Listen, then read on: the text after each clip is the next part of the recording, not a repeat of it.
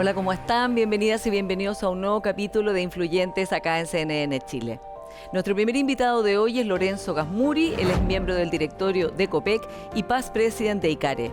Con él vamos a conversar de cómo retomar el crecimiento en nuestro país, de la posibilidad de una mejor relación entre los empresarios y el gobierno y de cómo fomentar la cooperación público-privada. Lorenzo Gasmuri, bienvenido a Influyentes. Hola Paola, un gusto estar aquí de nuevo. Lorenzo, el ministro Marcel, el presidente Boric también en su cuenta han hablado de que ya estamos viendo brotes verdes en la economía, hay buenas cifras de inflación, está reactivándose el consumo y la verdad es que hay un panorama que se ve más auspicioso, el precio del cobre está subiendo, en fin. ¿Hay brotes verdes en la economía? Yo creo que para hablar de la economía hay que hacer una mirada como amplia. Yo diría que es un poquito triste ver la discusión si el 0,3 del año pasado es bueno o no. Sin duda es mejor que cero y por lo tanto creo que la proyección del 2,5% de este año es optimista, pero es alcanzable. Cosas que sí son preocupantes, primero el PIB tendencial está pegado en un 2, la caída de la inversión no se ha recuperado. Y déjame darte dos datos más que tienen que matizar este diagnóstico. Primero, no hemos recuperado el empleo pre-pandemia. Y eso cuando tú lo analizas, gran parte de los países del mundo, incluso Latinoamérica, han recuperado ese empleo. Nosotros todavía tenemos unos 175.000 empleos que no recuperamos. Entonces, ojo que el tema de empleo, cuando ves una tasa de desempleo del 8,5, es un poquito engañosa porque es respecto a las personas que han salido a buscar trabajo, pero la persona que lleva mucho tiempo buscando trabajo y que lo encuentra no está en esa tasa. Y lo segundo que es preocupante, que de esos 175.000 hay 120.000, que es gente sin cuarto medio, como que es el sector más vulnerable del mercado del trabajo. Entonces ahí hay una voz de alarma de decir que probablemente tiene que ver con la inversión, de no estamos mirando la economía completa porque hay gente que es claramente rezagada. Y lo otro que estuvo interesante en esta discusión del 0,3 es que una discusión que el ministro Marcel dice, bueno, pero si lo veo per cápita, creció. Y ese es un dato muy importante porque la población cayó.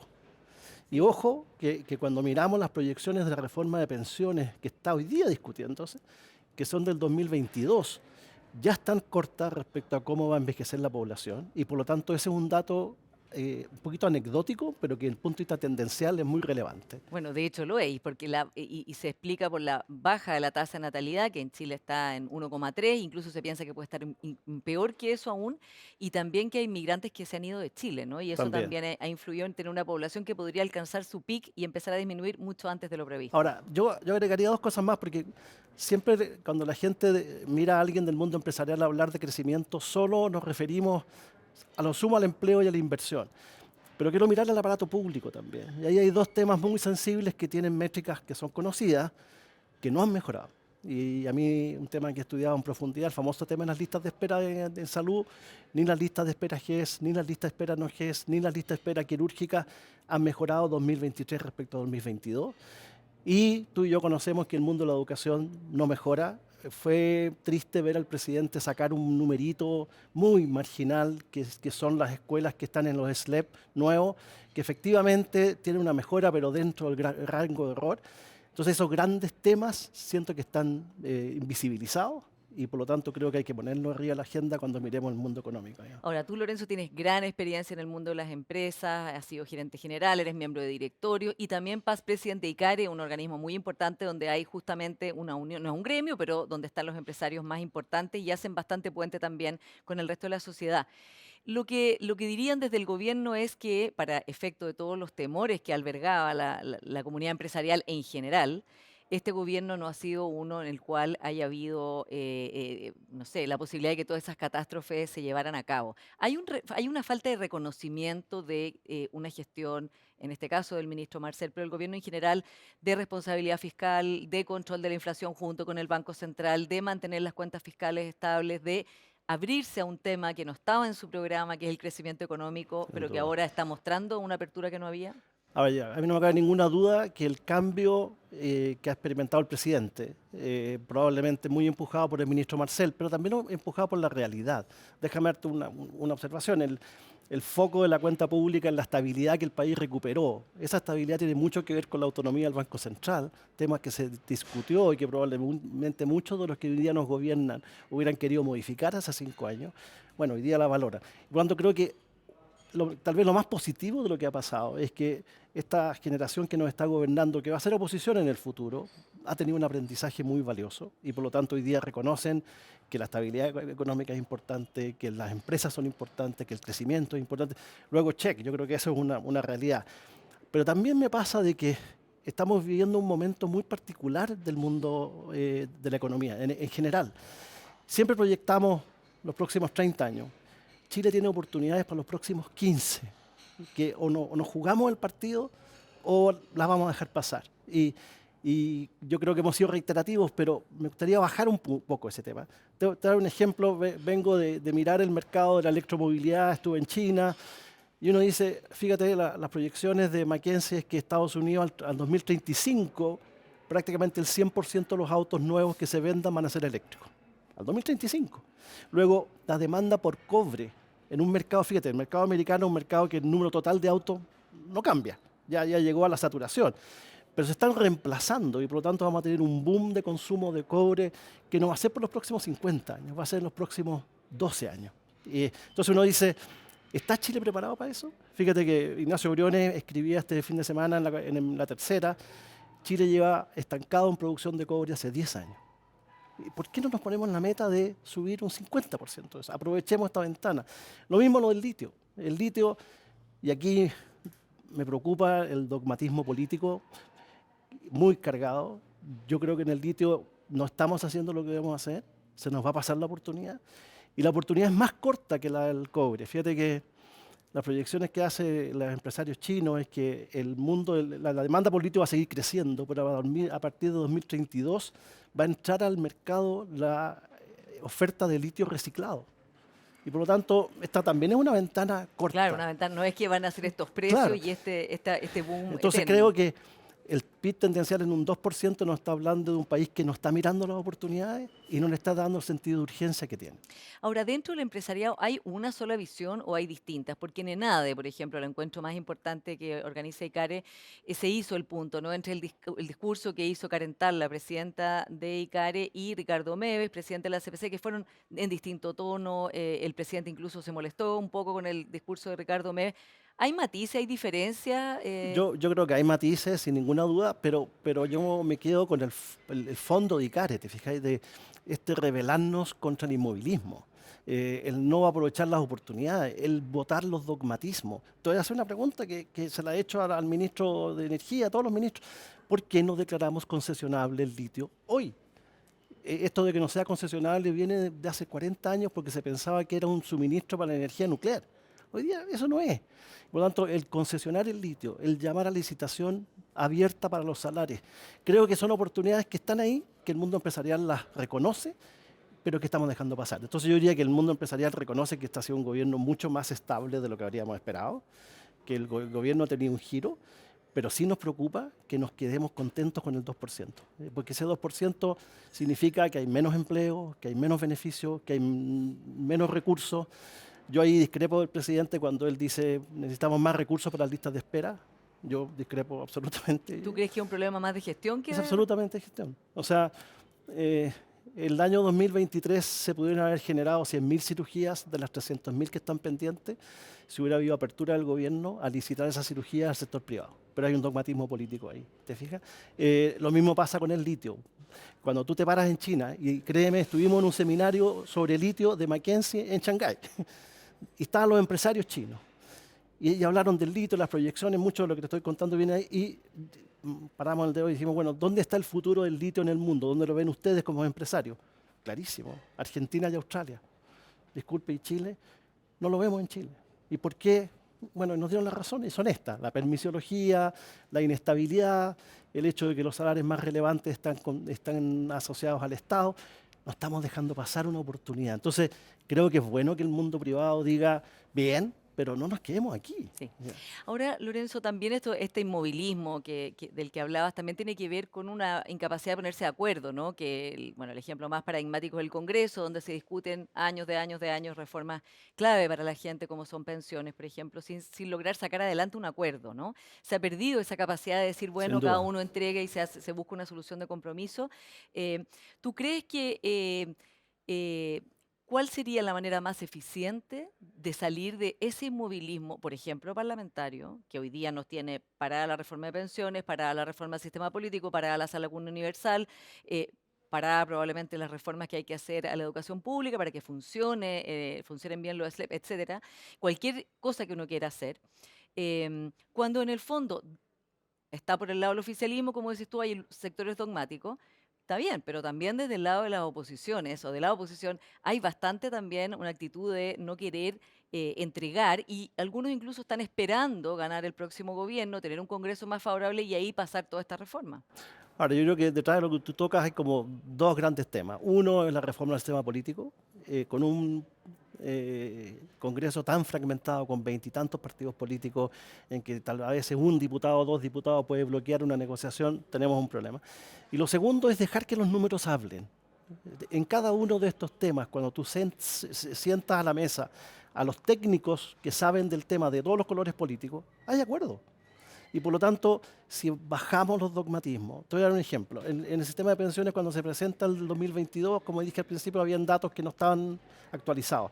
Cuando el gobierno encarga un nuevo estudio de datos sobre tasas de reemplazo, que se entrega a fines del 2024, se dan cuenta que la Claro, reforma, que incluye la PGU. claro, se dan cuenta que la reforma no era la adecuada. Y por lo tanto, créeme, hoy día hay bastante consenso en los técnicos respecto a cómo habría que cerrar esa reforma y debiéramos cerrarla. Y también coincido contigo que quien tiene mayoría transitoria excede el juego. Y por lo tanto, mi opinión, que no hay mejor momento para tener una reforma tributaria que con un gobierno de izquierda que tiene el Parlamento que puede aunar fuerzas ahí, como que también sería un muy buen momento para cerrar los temas de pensiones. Y el mejor ejemplo es seguridad. Lo que hemos aprobado en los últimos 14 meses en seguridad son prácticamente los mismos proyectos que el actual gobierno como oposición rechazó. Y por lo tanto creo que el espacio es dejar que los números aparezcan y segundo, generar espacios de acuerdo poniendo prioridades. Yo creo que ahí tiene un problema el gobierno. Creo que el país necesita 4 prioridades, no puede tener 50 prioridades. Y en ese sentido nos dispersamos. Y a mí sí me preocupa que hay ciertos temas que pierden, o sea, creo que falta sentido de urgencia. Yo hice una columna en que decía, el año 2023 murió más gente en listas de espera que el peor año del COVID. Pongámosle rostro a la gente en la lista de espera, pongámosle rostro a la crisis de la educación. Estamos discutiendo cosas chicas. Hoy día Chile tiene un problema de capital humano brutal. Si no resolvemos ese tema, si no nos ponemos de acuerdo en cuál es el futuro de la educación, que probablemente es la misma ley de los SLEP, pero con modificaciones sustanciales, bueno, vamos a seguir entrampados en una Sí. discusión eterna. Fíjate que hay un ejemplo que revisé el otro día hay un artículo de Evelyn Matei cuando era ministra del Trabajo, 2011, en que ella concluye que hay más o menos 300 millones de dólares que gasta el Estado en lo que es el CENSE y que no mueve ninguna aguja. O sea, llevábamos 12 años que sabemos, que no es primera prioridad porque hay otra, pero reformemos eso cuando hablamos de un pacto fiscal. Lo cual no quiere decir que yo esté hablando contra una reforma tributaria. Déjame darte un ejemplo. Hicimos reuniones con Marcel en ICARE y pusimos de acuerdo al sector privado y al gobierno en que la diferencia con la OECD, que unos querían que era 6 y el otro quería que era 4, bueno, pero al menos es 3. Entonces, hay que avanzar y eso requiere consenso y requiere que se le escuche a la gente técnica que sabe de estos temas, digamos. Y que haya la voluntad política, ¿no? Toda la Luego voluntad de escucharlos y de sacar adelante eso. Tocas el tema del crecimiento que es clave. La presidenta de la SOFOF ha dicho que, bueno, buenos anuncios, pero que no es suficiente para volver a crecer. Pero la verdad es que el país ha dejado de crecer en la última década. No se podría echar la culpa a este gobierno en particular de que aquí dejó de crecer Chile. Es un problema que se arrastra hace más de 10 años y que los expertos asocian a la baja productividad que está asociada con la mala calidad de la educación que tenemos en Chile. O sea, Exactamente. es, digamos, ahí es donde está la esencia de por qué Chile no puede avanzar en productividad, que es clave para crecer. Así como también desarrollar otras industrias, ser más innovador, encontrar otras maneras de conectarse en esta nueva economía, hoy día además tan vibrante con la inteligencia artificial y muchos otros avances tecnológicos. Entonces la pregunta es, ¿qué se puede hacer y qué desde el punto de vista de una persona como tú, que trabaja en ICARE, que ha sido parte, que conoce el mundo empresarial, se puede hacer para destrabar esto y dejar de, en términos de crecimiento, hablar de quién tiene la culpa, para empezar a hablar de cómo logramos un plan para aumentar la productividad, basado además en la educación, que es el pilar fundamental para que haya igualdad de oportunidades en un país. Bueno, yo creo que primero tenemos que ponernos de acuerdo en lo que tú acabas de decir. La educación es el pilar central. Hace un año se discutía si medir con el CIMSE era lo adecuado o no. Yo digo, mire, si quieren cambiemos la métrica, pero tenemos que tener alguna. Yo creo que hay acuerdo hoy día que la métrica no es el foco, ¿ya? Y por lo tanto, el que la reforma educacional genere los resultados que esperamos, yo no volvería atrás en los SLEP, pero pongamos bien los recursos donde tienen que estar. Está medido en todo el mundo de que la autonomía que tiene que tener un director de colegio es fundamental para tomar decisiones, que el estatuto docente es una rigidez brutal, los SLEP tengan una burocracia administrativa que ahoga eso. O sea, creo que si traes a los expertos en educación de nuevo te van a decir hay 3 o 4 claves para generar, pero primero es soñar. Piensa tú, Paula, tenemos no más del 20% de los alumnos que salen de la educación media entienden el mundo en que están. Y la otra cifra que a mí me impacta mucho es la educación pública en Chile deteriora a las personas. Si tú miras, ¿En qué sentido? mira, el CIMSE de cuarto básico, te doy un ejemplo. En el CIMSE de cuarto básico, en lectura, los alumnos tienen un 40% de buen estándar. En segundo medio es un 20%. El CIMSE de aritmética, matemática, de cuarto básico es 35 y en segundo medio. Entonces, cuando tú dices la educación deberá apuntar a sacar el mejor potencial de los seres humanos, bueno, lo logra mejor en en cuarto básico que en segundo medio. Entonces, lo que tenemos que ponerle rostro a esta urgencia. Y cuando el gobierno dice, miren, hay una décima mejor, no estamos soñando. Chile debería tener una calidad de educación a nivel de Europa. Y ojo, no tiene que ver con lo estatal o no estatal. Yo conozco sistemas como el inglés, y tengo una hija que vive en Inglaterra y tiene a sus hijos en colegio público, y la educación pública estatal en Inglaterra es muy buena. Luego, esto no es un paradigma de público-privado, calidad. ¿Te Sí. fijas? Ahora, Lorenzo, también desde el otro lado se podría argumentar de decir, bueno, pero si no se quieren subir los impuestos, ¿no? Porque el pacto fiscal, o sea, de reforma tributaria pasó a pacto fiscal y también está ahí bastante empantanado y no podemos seguir gastando porque ya Chile está muy endeudado y no hay más plata para seguir, ni para seguir endeudándonos, ni para asumir mayores compromisos de gasto fiscal. ¿Cómo podemos tener una educación, como dices tú, al nivel de la europea? ¿Será solo problema de gestión? También es un problema de recursos, porque la cantidad de plata que da el Estado por niño no es lo mismo que lo que Yo, se paga en un colegio particular, sino que son 3 veces yo estoy más, de ¿no? acuerdo contigo, es gestión y recursos. Eh, pero adicionalmente, el efecto de mejorar la gestión, de flexibilizar la administración de los colegios, de cambiar el currículum, de meter tecnologías digitales, va asociado a un sueño. ¿Cachai? Si no me pongo una meta, ¿ya? Déjame darte un ejemplo de algo que yo no conocía hasta que me involucré con las fundaciones de educación. Hoy día hay 250.000 niños fuera del sistema escolar y no hay nadie, hay gente, hay fundaciones que están haciendo un esfuerzo, pero no tienen los recursos. Ahí faltan recursos. Pero sí, fíjate bien, en esta discusión del pacto fiscal hay acuerdo en algo. El ministro Marcel está de acuerdo en que hay que bajar el impuesto corporativo a las empresas. Check. Hay una discusión técnica que todos están de acuerdo que hay que subir la base tributaria, pero políticamente eso no es muy factible. Porque hay gente que gana sueldos bajos, Claro. entonces ya Entonces, terminar... pero tú te diría que en general el acuerdo, desde el punto de vista de las modificaciones tributarias, están. Lo que ha enredado esta discusión son, no sé, el caso convenio, en que aparece que el Estado malgasta, pero creo que es un error. Creo que el país deberá sentarse a resolver ese tema sin dejar de mirar cómo hacer más eficiente el Estado. Y déjame tocarte una oportunidad que nadie ha abierto en Chile. Si tú recorres el mundo, hay 5 o 6 polos de innovación. Está Silicon Valley, está Boston, está Berlín, está Tel Aviv, acá están en Shenzhen. No hay en el hemisferio sur un centro de innovación.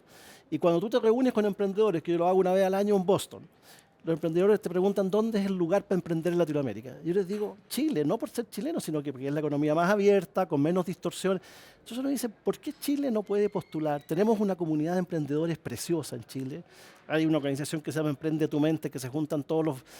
O sea, si tú miras Santiago, miras Puerto Varas, miras Antofagasta, hay un polo de innovación muy importante. Entonces, si tú dijeras, tenemos buenas universidades, tenemos inversionistas, tenemos muy buen mundo emprendedor, tenemos una economía abierta, Chile podría ser un hub de innovación al nivel de Tel Aviv, al nivel de Berlín, y ser el hub de innovación del hemisferio sur. Entonces, si uno mirara prioridades para adelante, yo soy súper optimista. Tenemos una oportunidad desde el punto de vista de estos grandes productos que el mundo va a demandar.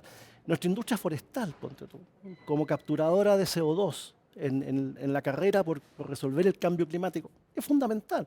¿Por qué la industria forestal chilena no está invirtiendo más en Chile, está invirtiendo más en Brasil? Buena pregunta. Probablemente tiene mucho que ver con los problemas de la zona sur, ¿te fijas? El que abordemos la modernización del Estado. Y fíjate, cuando uno habla de esto, todos se asustan. Pero David Bravo me hacía ver que el solo hecho de que el Estado se dé a la tarea, de que toda la data del Estado esté disponible, de manera que empecemos a evaluar todos los programas públicos que hoy día hacemos. Entonces uno podría decir, partamos al menos con ese problemita que desde el punto de vista de Big Data no es mucha data, pero que el INE pueda manejar la información del sistema de salud, del sistema tributario, para que de verdad podamos evaluar. Ya eso nos ayuda. Piensa tú, el año pasado hay 42.000 nuevos empleos en el Estado. Yo miro ese número y digo, ¿quién habrá evaluado la productividad marginal de ese? Es como que tú digas, tengo un equipo de fútbol y voy a jugar con 15 jugadores. Probablemente va a ser un desastre. ¿Te fijas? Entonces, creo que la prioridad también de modernizar el Estado, que no significa solo reducirlo, hacerlo es productivo. ¿Te fijas? Sí, y hacerlo más moderno. Entonces yo te diría que las prioridades futuras son claramente crecimiento, ¿ya? Y cuando hablo de crecimiento es sustentable, amigable con el medio ambiente, esas no son contradicciones hoy día. Segundo, el abordar el capital humano, y esto se viene hablando por años, y tercero, es el promover en Chile la innovación. Sí. Tú miras el crecimiento americano y el crecimiento de Estados Unidos, sorpresivo, porque nadie esperaba el crecimiento que tiene, viene del mundo de las tecnologías nuevas. Y por lo tanto, ¿por qué desaprovechar esa oportunidad que Chile tiene todos los elementos para poder configurarla? Claro. Y también talentos, tenemos unicornios, y todas estas empresas tan importantes en el mundo. Quiero, antes de que se nos acabe el tiempo, un tema muy importante a propósito de prioridades, Lorenzo, es que se va a cumplir este año, se va a conmemorar 5 años del estallido social en octubre. En ese momento fue un momento de reconfigurar las prioridades, ¿no? Y en ese momento muchos empresarios, muchas personas de todos los colores políticos dijeron, bueno, acá tenemos problemas de desigualdad, tenemos problemas de acceso a los derechos sociales, tenemos problemas de pensiones, problemas de educación, problemas de salud, la vida que está llevando las personas, 2 horas arriba de la micro, son vidas que no son, que no son vidas dignas, ¿no? O sea que son demasiado difíciles. Y hubo un cierto consenso de avanzar. Pero pasado el tiempo, pasado todo lo que ha pasado, la pandemia, los procesos constitucionales fallidos, etcétera, como que se ha vuelto a una situación en la cual está la preocupación de que, por ejemplo, de parte del empresariado, de parte de la derecha, ya el tema de esos temas de los derechos sociales que no tienen las personas, derechos básicos, ya no es tema, que la desigualdad ya no es tema. ¿Qué piensas tú de eso? No, yo creo que se instalaron como tema, siguen siendo tema, y la gran discusión es si estamos poniendo el foco ahí o no. O sea, si uno dijera, déjame darte un ejemplo, los anuncios del presidente respecto al mundo laboral, no tienen nada que ver con los problemas laborales que tiene Chile. Cuando tú dices vamos a establecer la negociación por rama, formal. estamos mirando el mercado del futuro, estamos mirando a 175.000 personas que están sin empleo, estamos mirando la transformación digital del empleo, estamos mirando de que la población va a envejecer y por lo tanto la masa laboral se va a achicar. Entonces, sí cuesta que te convoquen a discutir estos mismos temas cuando se están yendo por las medidas erróneas. Déjame darte un ejemplo, salud y educación. Ya, cuando se dice hay que resolver el tema del acceso a la salud pública, check, se requiere más recursos también, ok, pero metámosle gestión. ¿Te fijas? Nosotros hicimos un planteamiento entre la CPC, ICARE, la Asociación Chilena de Seguridad, hicimos un trabajo con el Ministerio de Salud, entregamos un plan para ¿Y qué reducir. pasó? No pasa nada. ¿Pero qué? ¿Dijeron que no? Mira, el ¿Era un plan, plan para disminuir la lista de espera? básicamente el plan era, estudiamos la lista de espera. Las listas de espera quirúrgicas, las 300 y tantas mil listas de espera. Claramente había un problema de gestión. Y resolvimos la gestión, identificamos la cirugía. Vimos qué tipo eran. Dijimos, ya, ¿qué capacidad hay en el sector privado para hacer esta cirugía? Y dijimos, hay más o menos 8.000 cirugías al mes disponibles en el sector privado para estos tipos de cirugía. O sea, tú podrías decir, tenemos casi 96.000 cirugías que el sector privado podría entregar para resolver esto. ¿Qué necesitamos? Primero, que el FONASA licite en una modalidad estable, es decir, voy a licitar 15.000 para hacer 8.000 al mes. Y segundo, que se limpie mucho la lista de espera para que cuando tú le entregues a una clínica privada una cirugía sea de verdad una cirugía. Y propusimos instalarle al gobierno, al ministerio, un centro de atención. Hoy día no hay una lista de espera país, Pablo. Cada Hospital tiene la ¿Te suya. puedes imaginar eso? ¿Ya? Bueno, y ese programa se lo entregamos a la ministra le encantó el programa, Dado que no pasó nada, yo se lo entregué a Marcel con Karen Tal, cuando ya la Karen había tomado el Karen, se lo entregamos al presidente. Le dijimos, presidente, aquí hay un plan en que el sector privado puede poner toda su carne arriba de la parrilla para resolverlo. El año 2023 no se licitó ni una cirugía y recién en el 2024 se han licitado algunas. Entonces, tú dices, ¿está a la disposición? Sí. Los gobiernos corporativos, las empresas también se han involucrado. Los temas de sostenibilidad son cada día más importantes. Pero el país no ha mejorado en los derechos sociales. Y por lo tanto, yo te diría, si esa fue como el detonante, yo creo que hay que ir más rápido porque no podemos enfrentar una nueva situación como esa. Cuando yo ¿Te veo lo que está preocupa? pasando, o sea, yo voy a un CEFAM. Y, Paula, digitalizar un CEFAM te lo hace un estudiante de primer año de ingeniería. Y tenemos todavía la gente llamando para pedir horas y no hay horas y hacen cola. Resolver eso es un problema de este porte, no es de recursos, es de voluntad. Entonces creo que nos falta soñar como país. Y segundo, bajar los dogmas políticos por ambos lados. Sí. Tú podrías decir, ¿el sistema de pensiones de la AFP puede tener una componente solidaria? Por supuesto que puede tenerla. El informe de la Comisión Bravo, si tú lo leís hoy día, 2015, ahí están las 4 causas de las bajas pensiones. Aboquémonos a la pega. Yo creo que el mundo privado está en esa. Creo que los mensajes pueden ser un poquito distintos por el tono de las personas, pero creo que hay un alineamiento en acompañar al gobierno en la medida en que hagamos las cosas que hay que hacer, digamos. Veremos qué pasa, Lorenzo Gasmuri. Muchas gracias por esta Oye, un conversación. gusto, Paula, y a tu disposición. Y vamos a ir a una pequeña pausa, pero antes les cuento que nuestro siguiente invitado es José Joaquín Brunner, ex ministro de Estado y académico y experto en educación. Con él justamente vamos a hablar de las reformas que requiere la educación pública en Chile y también del futuro de la socialdemocracia y del presidente Boric y su conglomerado. Espérenos.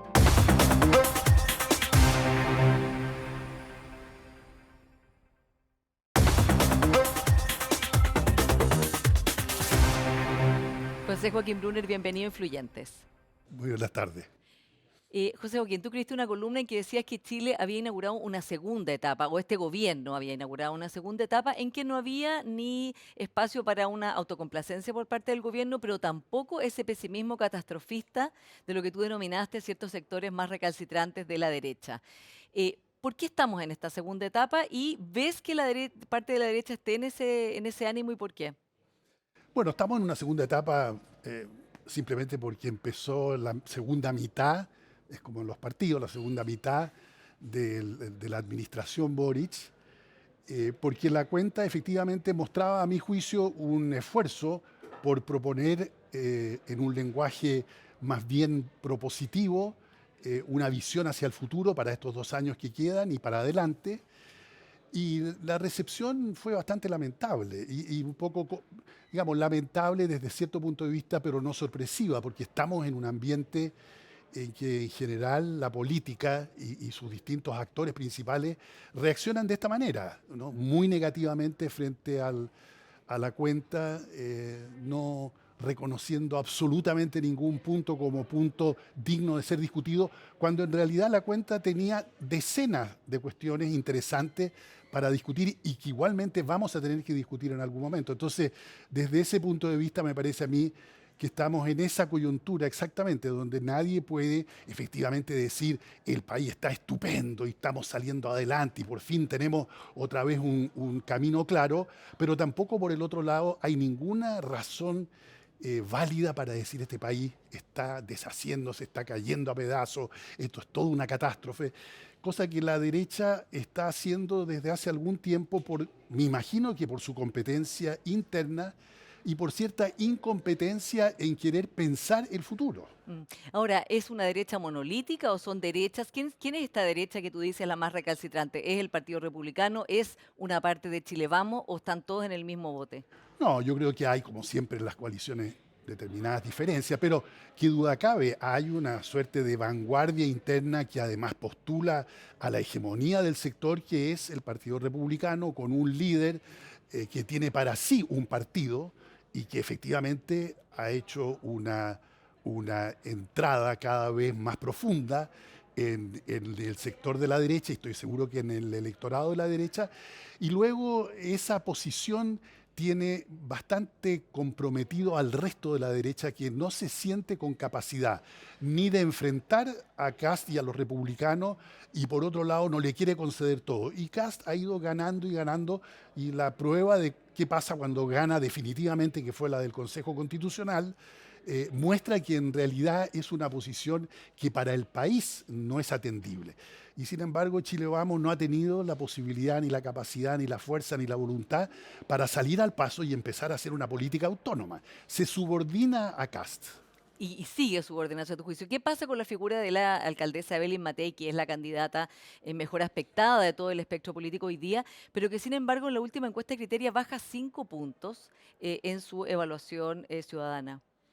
Y yo creo que eso en parte es reflejo de lo que estábamos conversando, es decir, de un Chile Vamos cuya candidata ella desde ya es con mucho acuerdo interno, me parece a mí, dentro de su coalición, pero como la coalición no tiene una política clara, ni tiene un proyecto de futuro, ni tiene una posición respecto a republicanos, permanentemente son republicanos los que toman decisiones y fuerzan a que el resto de la derecha, que se supone es mayoritario, tenga que en el fondo, responder y ubicarse respecto de las iniciativas del Partido Republicano. Y en ese cuadro es difícil realmente el papel de la líder, que es Matei, y ella a su vez ha optado por más bien tratar de jugar un juego de arbitraje, es decir, ser ella la árbitro del conjunto del sector. Y me parece que no lo está haciendo bien, porque hoy día mismo, la noticia más reciente hoy día es que el republicano presenta candidatos a lo largo de todo el país, sí. con lo cual una vez más sorprende al resto y los hace tener que responder y negociar en nuevas condiciones, porque ahora republicanos dirá, bueno, pero ya nosotros hemos proclamado nuestros candidatos, tenemos compromiso y sube el precio, digamos, al resto de la derecha. Y por otro lado, el líder del Partido Republicano, José Antonio Kast, ya está ampliando su base, digamos, de alineamiento global, asistiendo a estas reuniones que lleva harto tiempo ya yendo, pero justamente fue en una reunión en España en que estaba Vox, estaba Víctor Orbán, en fin, Giorgia Meloni, la gente relacionada con Donald Trump, en fin, diciendo además que estábamos gobernados por un travesti político. ¿Cómo ves tú esa? Porque está también yéndose hacia una radicalización de su discurso, en esta frase en particular, que hizo que incluso gente de Chile Vamos se desmarcara, pero complicado. Así es, yo creo que él efectivamente ha ido radicalizando su posición, su discurso, ha buscado identificarse globalmente con la derecha antiliberal o iliberal, como dicen a veces. Él quiere ocupar ahí su hueco, su lugar político. Está con un discurso que uno no habría imaginado hace ni siquiera un par de años en Chile, ¿no? Es decir, bueno, acá lo único que importa realmente es seguir cierto modelo, el modelo de Bukele de represión, digamos, política y ciudadana en su propio país, en El Salvador, luego a Orbán y su ejemplo como política de migración, que es cerrar las fronteras completamente, y luego agrega esta frase completamente desafortunada, pero que muestra efectivamente que la radicalización no es solamente doctrinaria, sino que también es una radicalización interna. Kast, yo creo que ha comprendido que él puede dirigir a la derecha en la medida que él radicalice su discurso y obligue al resto de la derecha a seguirlo. Y que se van como homologando, ¿no? Y Así pareciendo. es. Ahora, volviendo a la cuenta presidencial, el momento en que el presidente Boric anunció que iba a enviar un proyecto de legalización del aborto legal, fue un momento en que, bueno, hubo mucha crítica de parte de la oposición y diputados, de hecho, que se levantaron de sus sillas y se fueron. Desde ese punto de vista, ¿cómo evalúas tú ese anuncio? Yo creo que es un anuncio que efectivamente yo no lo habría aconsejado, pero que me parece perfectamente legítimo. Es ¿Por decir, qué no lo habrías aconsejado? yo no lo habría aconsejado porque encuentro que el gobierno está entrando y ha buscado entrar en un camino que el propio presidente ha llamado de normalización, de estabilización, que significa efectivamente acotar la agenda, buscar puntos de acuerdo más que resaltar las diferencias y que, claro, es difícil de combinar con el ciclo político en que estamos y con la competencia electoral. Él buscó ese punto, me imagino yo, para, digamos, para perfilar frente a su propio electorado una voluntad de discusión en un tema bueno, remueve a su sector, pero además no es un tema que tenga un gran apoyo en la sociedad. Entonces, esto es lo que en realidad ha perjudicado a las izquierdas en distintas partes. El asumir en temas valóricos, morales, respecto de ciertas cuestiones que son muy culturales de cada país, radicalizarse completamente y seguir posiciones que son bien entendidas por la élite educada del país y por los sectores más liberales. A eso le está hablando. Pero ¿cuánto es eso? 15, 20% Bueno, máximo, ¿no? 30% según la última encuesta Bicentenario. Pero esa no es... pero con el liberalismo Cla- es extremo, bueno, habría que ver y efectivamente podría llegar a un tercio, pero digamos, la izquierda de hecho tiene un tercio y no va a ganar mucho desde ese punto de vista, más que simbólicamente. Entonces, yo creo que el segundo tiempo, el propio presidente ha dicho, no es un tiempo para simbolismo ni para triunfos, digamos, de imaginarios, es para gestionar. Y desde ese punto de vista me parece que teniendo legitimidad la discusión, y siendo la discusión obviamente interesante y necesaria de hacer en algún momento, este no era el momento, yo no habría elegido este momento. Ya. Ahora, vamos al presidente Boric, que tú dices que la curva de aprendizaje de él es una curva empinada. Eh, y está entonces el debate que ha instalado la oposición de que no le creen, bueno, de que en el fondo son volteretas, de que no hay convicción en esos cambios, mientras que otros ven en esto una evolución o una posibilidad de hacer una síntesis dentro de las izquierdas en materia generacional y también en materia de las distintas sensibilidades de izquierda, que es lo que postula Eugenio Tironi. ¿Qué piensas tú? Bueno, yo he pensado desde hace ya un buen tiempo que efectivamente Boric y su equipo más cercano han mostrado una gran capacidad de aprendizaje, de adaptación, de mayor realismo, de encontrar y buscar soluciones, de escuchar más voces. Yo realmente no puedo entender que eso no sea percibido por el conjunto de la clase política. Me parece que la derecha que tanto habla de educación, etcétera, sería pésima profesora, porque en realidad, si lo único que hace respecto a cada aprendizaje real que se puede verificar, que ha ido haciendo no meramente en el discurso, sino que en las acciones, en la iniciativa, en los compromisos que asume el gobierno, me parece que muestran que de aprendizaje y de educación no han entendido absolutamente nada y prefieren esta especie de guerra cultural permanente negándole ya no solo la sal y el agua, sino que la posibilidad incluso de respirar. Es una cosa como un intento de asfixiar al gobierno que de suyo, claro que tiene divisiones internas, problemas, etcétera. Yo para nada, digamos, tengo una visión desde el punto de vista general de las cosas de alta positividad respecto del gobierno, pero me parece que está haciendo un esfuerzo absolutamente serio, honesto, para avanzar y que al país le conviene, aunque no fuera una conversión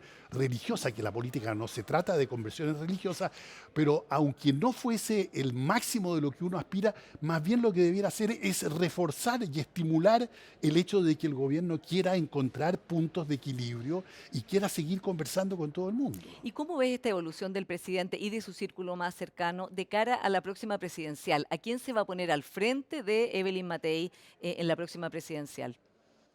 Bueno, está claro que no hay por el momento en el oficialismo. O sea, la que marca más es la expresidenta Bachelet, de La hecho la última expresidenta criteria Bachelet marca luego, 10, claro. sí, y luego algunos de los ministros que aparecen. La ministra Tobá y la ministra Vallejo. Sí. De modo tal que está claro que no hay en este momento un liderazgo fuerte y que si esa fuera la situación, a menos que la derecha se autodestruya, lo más probable o lo que uno debiera, digamos, desde hoy día decir con cierta razonabilidad, de acuerdo a los datos, es que hay una gran probabilidad que pudiera ganar la derecha. Pero en realidad la propia derecha, vemos, está entrando en unos conflictos que son conflictos de liderazgo, de caudillismo, bueno, y de falta de visión de largo plazo para el país. Y en ese sentido se va a volver a abrir una posibilidad para que el oficialismo, con sus distintas caras, encuentre alguna candidatura o liderazgo. De modo tal que yo no diría que aquí hay nada cerrado. Si uno mira los datos de hoy día para hoy día, uno diría, bueno, lo más lógico sería que va a ganar la derecha. Pero en realidad está tan dinámico el cuadro Bueno, y suceden tantas cosas en 2 años que vamos a ver cómo esto llega al final y la evolución del propio presidente, si es de alguna manera replicada en el conjunto de su fuerza política y eso acerca, por ejemplo, a las fuerzas de centro izquierda, bueno, de ahí podría surgir, tal vez no en esta elección, pero hacia futuro, un proyecto interesante, creo yo, para el país.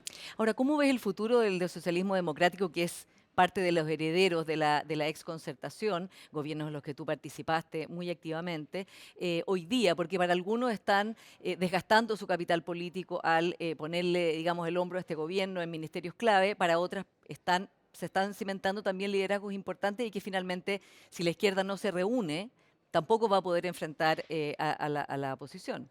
No, yo creo que de las fuerzas tradicionales del país, realmente la más interesante sigue siendo el Partido Socialista, como partido socialdemócrata que busca reformas, pero lo hace dentro de una comprensión cada vez más evidente, más clara de los parámetros y las limitaciones democráticas, de modo tal que yo miro con mucho interés la evolución también de ese sector. Creo que tiene liderazgos además interesantes, tanto tradicionales, digamos Escalona, como los nuevos liderazgos, por ejemplo el de Paulina Bodanovich, que efectivamente hacen pensar que ese partido sigue siendo un partido muy en serio. Y tan en serio como que yo nunca he escuchado a nadie que en ese partido diga en realidad nosotros estamos pagando un precio y debiéramos salirnos del gobierno. Ellos asumieron una responsabilidad y un compromiso y me parece que ahí se refleja algo de lo mejor de la concertación, que es decir, una vez que uno asume un compromiso de responsabilidad como formar parte de un gobierno, salvo que haya situaciones completamente extraordinarias, que por cierto no hay ninguna, uno tiene que efectivamente estar en las buenas y en las malas, como suele decirse, con el gobierno y apoyando el programa que el propio Partido Socialista ha ido empujando en una determinada dirección, que hoy día también es la dirección del presidente de la República. ¿Y cómo ves a la figura de la ministra Toa, que es del PPD, no es del Partido Socialista, pero es la figura más importante del gabinete de socialismo democrático, que tú has llamado una figura que ha moderado y también con capacidad argumentativa de este gobierno, ¿no? De explicar hacia dónde se está yendo? ¿Cómo ves el futuro de la ministra Toa? A ver, yo tengo la mejor impresión en realidad de la trayectoria en este gobierno, la tenía de su trayectoria anterior también, pero creo que ahora ha emergido como una figura política de mucho peso, ¿no? Haciéndose cargo de la tarea más compleja y difícil que es la tarea de la seguridad ciudadana, teniendo una gran capacidad de transmisión hacia el conjunto de su coalición, pero también hacia el resto de la sociedad, que hoy día en realidad es más importante, una gran capacidad de coordinar a las distintas fuerzas que tienen grandes diferencias. Y sin embargo, dentro de todo hay una conducción y me parece que eso le debe muchísimo, por un lado al presidente y por otro lado a quien realmente es su mano derecha política, que es la ministra del Interior. Quiero que hablemos de educación, José Joaquín, porque tú eres un gran experto en educación, probablemente de los mayores expertos en educación que tenemos en Chile. Has seguido muy de cerca la implementación de la nueva educación pública y parte de lo que dentro de la derecha se ha dicho, en particular un grupo de diputados de Renovación Nacional, es que hay que hacer una contrarreforma a la nueva educación pública a raíz de lo que pasó especialmente en el SLEP de Atacama y que han englobado como que todas esas reformas, todo ese grupo de reformas hechas en el gobierno de la expresidenta Bachelet II son un fracaso y que hay que cambiar todo. ¿Qué piensas tú de eso? Yo creo que ese lenguaje, el lenguaje de lo que yo llamo una derecha reaccionaria, restauradora, extrema en muchos planos, porque efectivamente la educación es un sistema tan complejo, que abarca tantas facetas distintas, que creer que uno puede, por la pura voluntad política, sin ningún argumento educacional en serio, decir aquí vamos a revertir y volver atrás hacia el año, no sé, entre 2009 y 2014, es realmente una cosa extraordinariamente grave que alguien plantee esto, es muy poco serio y efectivamente no le permite al país discutir en serio las muchas modificaciones que hay que hacer efectivamente a esa reforma, que a lo largo de su implementación han ido mostrando que tenían falla en su diseño y que tienen falla en su ejecución. Pero al adoptar una posición de contrarreforma, lo único que se hace es, por el otro lado, también afirmar una posición de que aquí no vamos a cambiar una coma de ninguna cosa. Y eso, al final de cuentas, perjudica a la educación, a los niños y a las niñas y a los jóvenes chilenos, y no nos permite avanzar otra vez por una simple torpeza de de la política, y en este caso de la oposición, que teniendo tanto discurso respecto a la educación y supuestamente tanto respeto por la seriedad y la autonomía de la educación, de buenas a primeras plantea sin consulta con nadie ni habiendo antecedente real, presenta esta idea bastante loca de hacer una contrarreforma. Sí. Ahora, tú has escrito mucho sobre la materia, tú dices hay que fortalecer el rol de los directivos, también que haya más autonomía en cada uno de los servicios locales de educación para que quienes están a cargo puedan tomar decisiones y no tengan que esperar al nivel central para arreglar infraestructura, reemplazar profesores, en fin, materias con las cuales deben poder lidiar ellos. ¿Qué más es importante intentar hacer ahora, no seguir esperando, de manera de que la mayoría de los SLEP les vaya bien? Hoy día tenemos 15, son 70, o sea, faltan varios todavía, y los que han tenido un mal desempeño, como el de Atacama, vayan superando sus problemas. Una cosa fundamental a hacer es reforzar todo el proceso de transición desde los municipios a el SLEP, particularmente porque ahí es que se han descubierto una gran cantidad de debilidades en cómo estaba diseñado ese proceso. El proyecto de ley que presentó el gobierno, que en general no va, a mi juicio, en la línea adecuada, sin embargo, plantea una serie de iniciativas y pone recursos para mejorar ese proceso de transición. Luego hay que hacer procesos de capacitación y de formación de las nuevas entidades que son estas secretarías regionales, y hay que poner una atención extraordinariamente fuerte a la designación del personal directivo del SLEP, del personal de planta de los SLEP, de modo tal que no se conviertan en lo que fácilmente se han ido convirtiendo, que en un botín efectivamente político. Porque teniendo yo la máxima atención y cuidado hacia la política, encuentro que la educación en este tipo de cargo no debe quedar en manos de la política. Para eso tenemos el servicio civil, ahí hay que poner todo el cuidado, y luego efectivamente a través de la Contraloría y de la Superintendencia de Educación cuidar de que en realidad sean equipos altamente profesionalizados.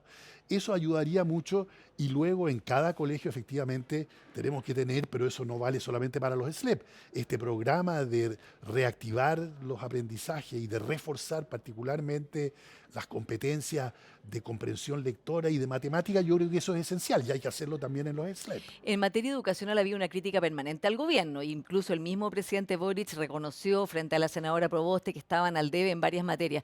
¿Cómo catalogarías hoy la gestión del ministro Cataldo? Yo creo que es una ejecución de políticas hecha con ánimo de diálogo, entendiendo que el ministerio no puede por sí solo hacer las cosas, pero a la hora de implementar este tipo de alianzas público-privadas y de, sobre todo, reforzar a los colegios en la base del sistema, me parece que el ministerio sigue mostrando lo que históricamente ha tenido, que es una baja capacidad de gestión, y que eso no ha mejorado ciertamente con estos dos ministros, con el ministro Ávila primero y ahora con nuestro actual ministro, a pesar, como digo, de que da muestra, este ministro, de entender que aquí hay que armar consenso. Pero efectivamente, al final la política misma queda corta en muchas materias. Lo que ha ocurrido con el CAE y estos preanuncios, y después tenéis que reconocer de que en realidad no había nada preparado. Claro, que va a ser una reorganización. Sí. Y bueno, y que no se podía decir nada, era una de las materias que por la propia dinámica que había desencadenado el gobierno y la oposición, era de lo más esperado. ¿Qué va a pasar con la deuda estudiantil? Y no hubo más que una frase del presidente, y efectivamente no es porque tenga mala voluntad y no quiera decirlo, es porque probablemente su Ministerio de Educación y su Ministerio de Hacienda no se han puesto de acuerdo en un plan razonable que genere un nuevo esquema de crédito que el país necesita y que haga una solución específica para una cantidad muy acotada de gentes que efectivamente nunca van a poder pagar su deuda. Claro, o que no terminaron de estudiar. Exactamente, Y por exactamente. último, porque se nos acaba el tiempo, tú dices también en tus columnas que hay una guerra soterrada o declarada entre quienes son los estabilizadores, o los que dicen que hemos recuperado estabilidad, y los catastrofistas, que dicen lo contrario. ¿Cómo puede el país avanzar en medio de esta guerrilla que finalmente impide, como dices tú, alcanzar consensos, soluciones de compromiso que permitan ver un futuro? Bueno, no avanza y eso es parte de lo que ocurre. Avanzan en muchos planos las cosas, la actividad de los grandes sistemas, de la economía está funcionando y está funcionando mejor, pero la resolución de los problemas políticos no ocurre y eso uno lo ve en algunas leyes y particularmente en las reformas, como por ejemplo la previsional, o hacemos soluciones parches como la de la ley corta de salud y estamos todo el rato hablando de soluciones cortas, que al final es un descubrimiento bueno de la prensa porque da cuenta de que no estamos con capacidad de tener lo más importante de la gobernabilidad, que es una perspectiva relativamente clara, cierta, del desarrollo del país a mediano plazo.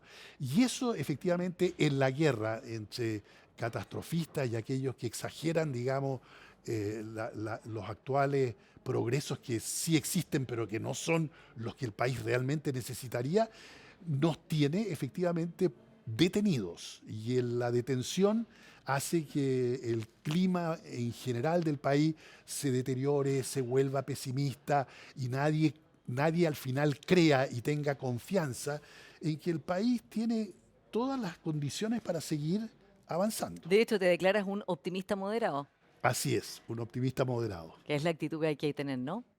Así es. José Joaquín Brunner, muchas gracias por esta conversación. Muy bien.